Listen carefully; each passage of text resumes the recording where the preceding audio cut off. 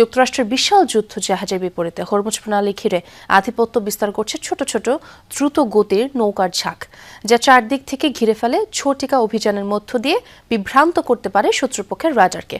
Hormuz ঘিরে ইরানের এমন কৌশল এরই মধ্যে চাপে ফেলেছে সংকীর্ণ জলপথ ঘিরে বদলে যাওয়া যুদ্ধের ধরন।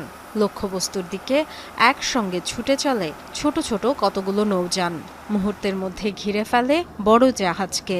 আঘাত এনে সরে যায় খুব দ্রুত। এই কৌশলই সোয়ার্ম ট্যাকটিক্স, যা হরমুজ প্রণালী ঘিরে প্রয়োগ করছে ইরান। উপকূলের গোপন টানেল ও ঘাঁটি থেকে হঠাৎ বেরিয়ে আক্রমণ চালায় এগুলো, যা প্রতিপক্ষের জন্য প্রায় অদৃশ্য হুমকি। বেশিরভাগ ক্ষেত্রে একসঙ্গে বহুদিক থেকে আক্রমণ হওয়ায় বিভ্রান্ত হয়ে পড়ে উন্নত রাডার বা প্রতিরক্ষা ব্যবস্থাও। মূলত নৌযানগুলো পরিচালনা করছে